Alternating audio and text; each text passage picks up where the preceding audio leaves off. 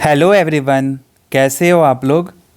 तो आज है 2 मार्च और आज हम देखते हैं जो भी हमारे प्रीलिम्स और मेंस से रिलेटेड इम्पॉर्टेंट न्यूज़ है बिहार में, उसको हम एक बार यहाँ पे एनालिसिस करते हैं। तो चलिए शुरू करते हैं।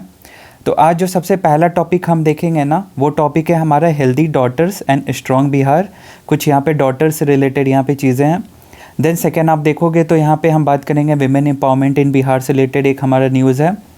थर्ड हम यहाँ पे देखते हैं तो एक इंटरनेशनल फूड विलेज बन रहा है। कहाँ पे ये बन रहा है? तो ये बन रहा है हमारा बोधगया में।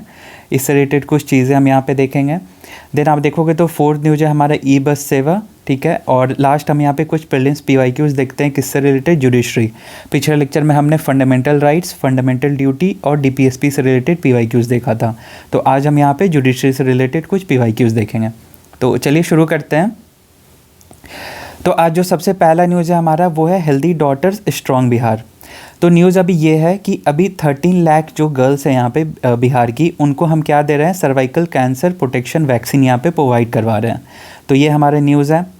तो यहाँ से टॉपिक क्या आता है हमारा कि सर्वाइकल कैंसर प्रोटेक्शन वैक्सीन, ठीक है। तो ये क्यों इतना इंपॉर्टेंट है? तो पहले तो हम देखते हैं कि सर्वाइकल कैंसर होता क्या है। तो आप देखो सर्वाइकल कैंसर क्या है, ये एक विमेन रिप्रोडक्टिव सिस्टम है और यहाँ पे हमारा उनका क्या होता है, सर्विक्स होता है। इसमें ही क्या होता है, तो इसमें ही क्या सर्वाइकल कैंसर्स यहाँ पे होते हैं। तो ये चीज़ हो गया कि सर्वाइकल कैंसर्स कहाँ पे होते हैं। देन आप देखो कि सर्वाइकल कैंसर्स क्यों होते हैं, इनके रिस्क आप यहाँ पे देखो। तो सबसे पहला तो रिस्क यही है ना कि जो भी यहाँ पे कॉन्ट्रासेप्टिव पिल होते हैं, तो जो भी फीमेल्स या जो उनका ज़्यादा यहाँ पे उनका यूज़ करती हैं, तो उनसे क्या एक रीज़न होता है कि एक मतलब चांसेस होता है ज़्यादा होने का। देन आप देखोगे सेक्सुअली एक्टिव जो यंगर एज में हो जाती हैं फीमेल्स, फिर मल्टीपल सेक्स पार्टनर्स के वजह से भी होते हैं। फिर जेनेटिकल जो हाइजीन्स है उनको मेंटेन नहीं करना, स्मोकिंग के कारण हो जाना। फिर यहाँ पे आप देखो मल्टीपल प्रेगनेंसीज, अर्ली मैरिजेस। तो ये सब क्या हो गया यहाँ पे, ये सब कुछ फैक्टर्स है जिससे कि सर्वाइकल कैंसर्स होते हैं फीमेल्स में। तो ये क्यों इतना अभी एक कंसर्न है पूरे इंडिया या पूरे वर्ल्ड में आप बोलो, तो ये इसलिए ना क्योंकि देखो ये सेकंड मोस्ट कॉमन कैंसर्स होते हैं फीमेल्स में after breast cancer. Breast cancer सबसे फर्स्ट नंबर पे होते हैं जो सबसे ज़्यादा फीमेल्स में देखे जाते हैं।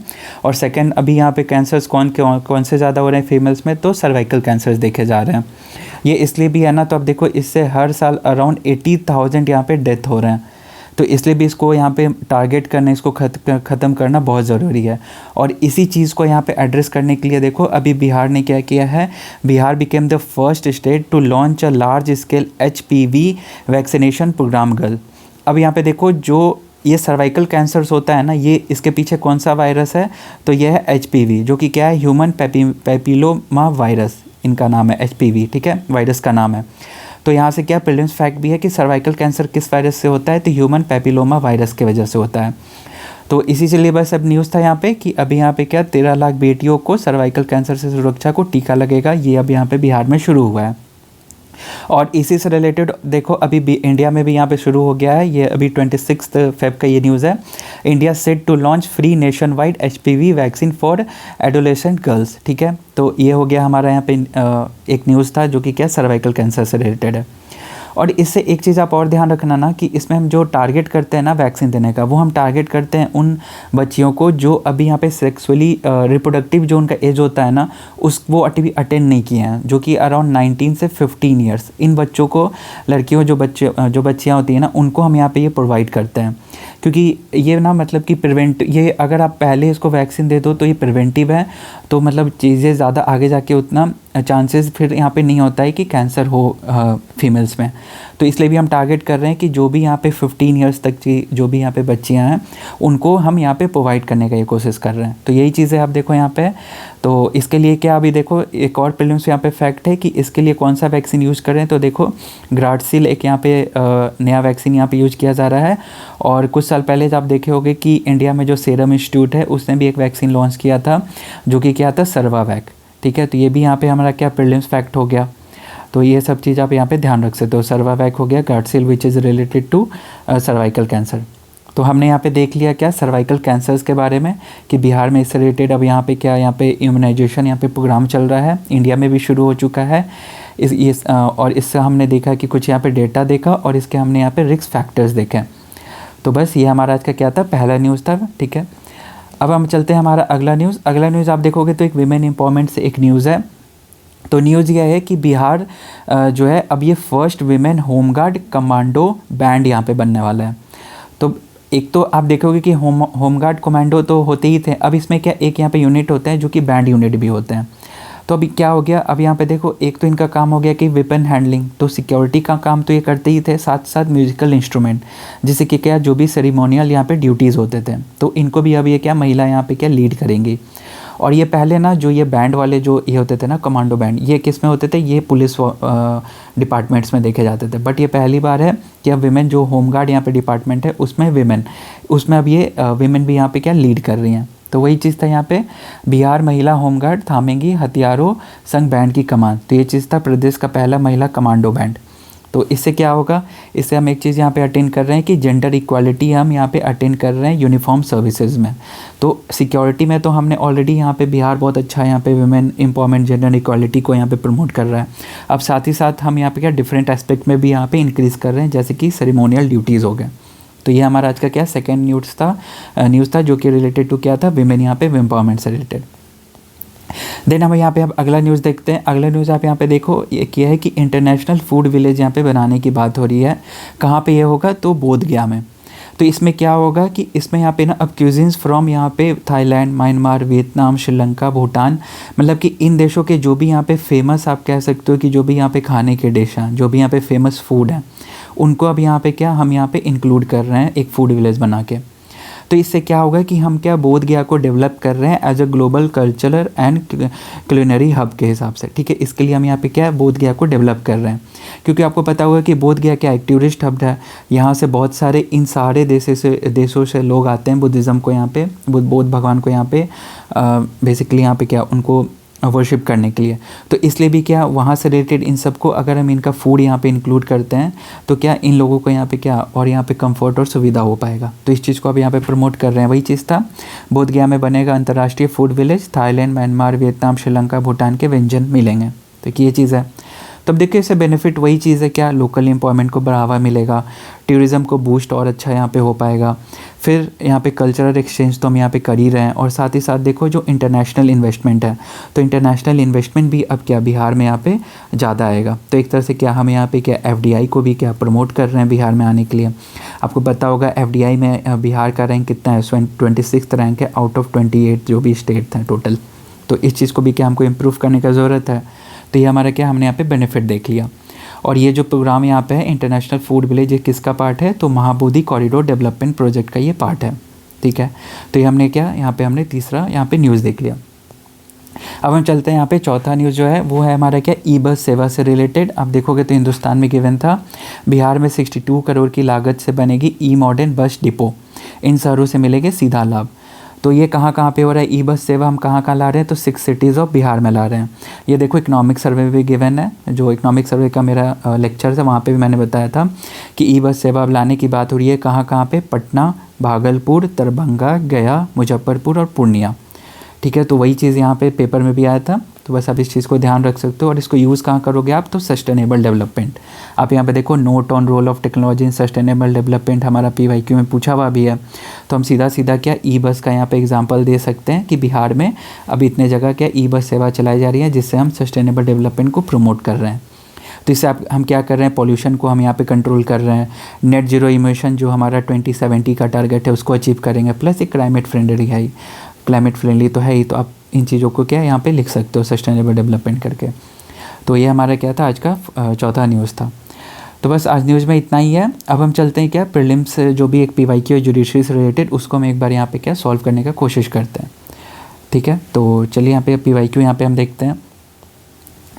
तो आप देखो जुडिशरी, ठीक है, ये BCW का PYQ का बुक था, वहीं से मैंने लिया है।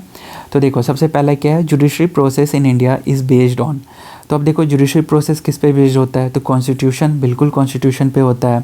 ड्यू प्रोसेस, बिल्कुल आपको पता होगा ये 21 आर्टिकल में हमने बाद में इंक्लूड किया था। किस में किया था, तो मेनका गांधी केस में, तो ये भी होता है। कुछ कन्वेंशंस होते हैं तो उस पर भी हम यहाँ पे डिसाइड करते हैं जुडिशल प्रोसेसेस, ठीक है। और प्रोसीजर इस्टेब्लिश बाय लॉ, तो ये तो होता ही होता है आर्टिकल 14। तो इससे क्या होगा, इससे सभी आंसर होगा, इसलिए इसका आंसर हम यहाँ पे क्या ई देंगे, ठीक है। तो ये चीज़ हो गया, ये हमने देख लिया पहला क्वेश्चन। अब हम चलते हैं अगला क्वेश्चन। तो सुप्रीम कोर्ट क्या है, supreme court is a fundamental protector of human right, final interpreter of constitution, civil court नहीं है, फेडरल कोर्ट नहीं है, ये क्या है, ह्यूमन राइट प्रोटेक्टर है। आपको पता होगा फंडामेंटल राइट जो कि हमारा पार्ट 3 है, तो ये इस चीज़ को एड्रेस है। फाइनल इंटरप्रेटर भी हम कॉन्स्टिट्यूशन का बोलते हैं, सुप्रीम कोर्ट, तो इसलिए इसका आंसर क्या, आंसर यहाँ पे ई होगा। चलते हैं हम अगले जो भी क्वेश्चन है। तो अगला क्वेश्चन आप देखो कि रिटायरमेंट एज जो होता है सुप्रीम कोर्ट में कितना होता है। तो सुप्रीम कोर्ट में जो रिटायरमेंट एज है वो हमारा कितना है, 65 ईयर है। तो आप इस चीज़ को यहाँ पे ध्यान रख सकते हो कि 65 ईयर क्या रिटायरमेंट एज है, वही चीज़ यहाँ पे दिया है। और एक चीज़ आप यहाँ पे ध्यान रख सकते हो, जो हाई कोर्ट होते हैं, हाई कोर्ट का कितना होता है, तो हाई कोर्ट का हमारा 62 होता है। ये चीज़ आप ध्यान रखना, कन्फ्यूज़ हो सकते हो आप। तो ऐसे याद रख सकते हो ना, सुप्रीम कोर्ट बड़ा और सबसे हाई अथॉरिटी है, उससे नीचे हाई कोर्ट होता है। तो सुप्रीम कोर्ट में जो सबसे बड़ा है तो इनका एज भी ज़्यादा होगा, और हाई कोर्ट में कम है तो इनका थोड़ा एज कम होगा। तो आप ऐसे याद रख सकते हो, हाई कोर्ट 62, सुप्रीम कोर्ट 65। तो वही चीज़ देखो यहाँ पे भी गिवन है, जजेज ऑफ सुप्रीम कोर्ट, ठीक है। हाई कोर्ट के जो जजेस होते हैं is not fixed, however under article तो इतना हाई कोर्ट जजेज रिटायर एट 62। तो यही चीज़ था यहाँ पे हमारा, ठीक है। तो ये हमने यहाँ पे क्वेश्चन देखा। अब हम चलते हैं अगला क्वेश्चन की तरफ। तो अगला क्वेश्चन देखो कि जो सुप्रीम कोर्ट के जो भी जज होते हैं वो रिज़ाइन किसको करते हैं, मतलब किसको यहाँ पे क्या बेसिकली रिज़ाइन यहाँ पे राइटिंग देते हैं, तो वो किसको देंगे। तो सुप्रीम कोर्ट के जो भी जज हैं उनसे, मतलब एक तरह से बोलो कि सबसे हाई अथॉरिटी फिर कौन आते हैं, तो प्रेसिडेंट होते हैं। तो यहाँ से क्या है, इसलिए भी क्या इनको हम क्या प्रेसिडेंट को देते हैं, ठीक है। क्योंकि प्राइम मिनिस्टर और जो भी आपके लॉ मिनिस्टर्स ये सब क्या हो गए, ये तो लेजिस्लेचर और एग्जीक्यूटिव के पार्ट हो गए। तो फिर तो अगर उनको देंगे तो ये सेपरेशन ऑफ पावर का वायलेशन हो जाएगा। तो इसलिए क्या इन सब को नहीं दे के हम क्या प्रेसिडेंट को देते हैं। तो इस तरह से भी आप क्या एग्जाम में सोच सकते हो। तो ये हो गया हमारा एक क्वेश्चन। फिर हम देखते हैं कि हु अपॉइंट्स द जजेज of supreme court of India. तो अभी हमने देखा कि जिसको हम रिज़ाइन कर रहे हैं उनको ही हम यहाँ पे क्या देते होंगे कि आप अपॉइंट भी करो। तो सेम लॉजिक लगाएंगे हम पे, प्राइम मिनिस्टर नहीं हो सकते, ठीक है। चीफ जस्टिस ऑफ इंडिया तो ये तो नहीं होते हैं, और यहाँ पे आप देखोगे ऑप्समैन तो ये भी नहीं होंगे, ठीक है। तो हमारे क्या यहाँ पे प्रेसिडेंट होते हैं, क्योंकि इनसे क्या होगा, तो सेपरेशन ऑफ पावर जो है हमारा वो वायलेशन होगा। फिर चीफ जस्टिस ऑफ इंडिया तो इनके खुद के ही यहाँ पे ऑर्गेनाइजेशन हो गए, तो इसकी अपॉइंटमेंट नहीं देते हैं। और फिर यहाँ पे ऑप्समैन हो जाते हैं, ठीक है। तो ये हो गया 89 हमने देखा। फिर आप देखो, to review the financial position of panchayat the state government constitute every 5 years and. तो अब देखो यहाँ पे क्या, जो भी फाइनेंशियल यहाँ पे पोजीशन है पंचायत के 5 साल में होते हैं, तो वो कौन होते हैं, तो फाइनेंस कमीशन होते हैं। तो ये हो गया। और पूरे इंडिया में देखोगे तो ये किसके तहत होते हैं, तो आर्टिकल 280, और पंचायत में देखोगे तो आर्टिकल 243 आई। तो ये क्वेश्चन है। फिर आप अगला अगला क्वेश्चन देखो। तो which of the following constitutional remedy is known as postmortem. तो अब देखो पोस्टमार्टम हम किसको बोलते हैं, तो यहाँ पे सर्टियारो को बोलते हैं। तो यहाँ पे ना कन्फ्यूज़न आपको प्रोहिबिशन और सर्टियारो, तो आप ऐसे याद रख सकते हो ना, प्रोहिबिशन हम क्या करते हैं, तो प्रोहिबिशन हम कब करते हैं कि किसी भी अगर फाइनल ऑर्डर है, ठीक है, तो ये हो जाता है कि बिफोर फाइनल ऑर्डर, कि अगर फाइनल ऑर्डर कोई जज मतलब कि कोई कोर्ट ने नहीं पास किया उसके पहले हम क्या इसको यहाँ पे देते हैं प्रोहिबिशन। और सर्टियारो क्या होता है कि फाइनल ऑर्डर के मतलब कि हम बाद यहाँ पे अगर कोई इन्फीरियर कोर्ट है, अगर उसने कोई फाइनल ऑर्डर बना दिया है तो उसके बाद हम यहाँ पे क्या सर्टियारो को हम यहाँ पे पेश करते हैं। तो वही चीज़ है यहाँ पे कि सर्टियारो प्रोहिबिशन, ये बेसिकली क्या होता है कि कोई भी जुडिशियल अथॉरिटी है, ठीक है, या फिर एडमिनिस्ट्रेटिव यहाँ पे अथॉरिटी है, तो उसको हम यहाँ पे क्या बेसिकली कहते हैं कि आपने इस काम सही से किया या फिर नहीं किया, उसको हम यहाँ पे देखते हैं। तो वही चीज़ हो गया सर्टियारो, तो इसका आंसर क्या सी होगा। फिर आप देखोगे 92, तो रूल ऑफ लॉ। तो रूल ऑफ लॉ क्या होता है, 1 एक्ट फॉर ऑल, बिल्कुल सही बात है, 1 एक्ट फॉर ऑल ये भी होगा, 1 स्टेट फॉर ऑल ये तो होगा नहीं, ऑल एक्ट फॉर 1 ये भी होगा ही नहीं। अब देखो यहाँ पे 1 judiciary for all, 1 state for all, तो ये भी नहीं होगा। आपको पता होगा कि 1 जुडिशरी फॉर ऑल ही होगा, क्यों, क्योंकि इंडिया में क्या चलता है, तो इंडिया में हमारा कंसेप्ट चलता है इंटीग्रेटेड जुडिशरी का, ठीक है। तो इसलिए भी क्या यहाँ पे इसका आप ऐसे भी यहाँ पे सोच सकते थे। इसका आंसर फिर क्या हो जाएगा, इसका आंसर हमारा ए होगा। अगले बढ़ते हैं हम अगले क्वेश्चन की तरफ, द कंसेप्ट ऑफ PIL। तो अब देखो PIL का कंसेप्ट कहाँ से आया था, तो यूनाइटेड स्टेट्स से आया था। ये तो इजी क्वेश्चन है। तो बस आज हम देखते हैं जुडिशरी से इतने ही PYQ पूछे गए हैं। और अब देखो यहाँ पे आप कुछ चाहोगे तो एक्स्ट्रा क्वेश्चंस भी हैं, जैसे कि टोटल नंबर ऑफ जजेस अभी कितने हैं, तो आपको पता होगा कि 34 है, तो इसका आंसर ई होगा। फिर आप देखो इफ़ एनी डिस्प्यूट हो जाते हैं अगर स्टेट्स 2 स्टेट्स के बीच में, तो ये किसके तहत आता है, तो original jurisdiction of supreme court के अंदर आता है। फिर who among the following writ can be issued against private individual, तो हाबस कॉर्पस के तहत हम किसी भी प्राइवेट इंडिविजुअल के अगेंस्ट हम इस चीज़ को यहाँ पे लागू कर सकते हैं। फिर जो मैंडेमस हो जाता है कि अवेलेबल जो है वो क्या किस पर्पज़ के लिए यहाँ पे किए मतलब कि रिट ऑफ मैंडेबस यहाँ पे हम अवेलेबल करा रहे हैं। तो इस चीज़ को देखो यहाँ पे क्या है कि डायरेक्टिंग अ पब्लिक ऑफिसर और government not to enforce a law that is unconstitutional. बिल्कुल सही बात है कि बेसिकली क्या होता है मैंडेबस में आप देखते हो तो हम क्या करते हैं कि वी कमांड, हम आपको यहाँ पे कमांड कर रहे हैं कि आप ये काम सही से करो, इस चीज़ में क्या कमांड करते हैं। तो बिल्कुल सही है। Enforcement to fundamental right, compelling a court और judicial tribunal to exercise is jurisdiction, तो ये भी सही बात है। तो इसका आंसर आप देखोगे तो यहाँ पे 3 होगा। तो बस आज हम इतना ही रखते हैं न्यूज़ में। तो हमने आज यहाँ पे कुछ देख लिया, ये हमने यहाँ पे क्या टोटल यहाँ पे हमने 4 यहाँ पे टोटल न्यूज़ देखा और एक PYQ हमने क्या जुडिशरी से रिलेटेड देखा। So thank you for watching and do subscribe my channel.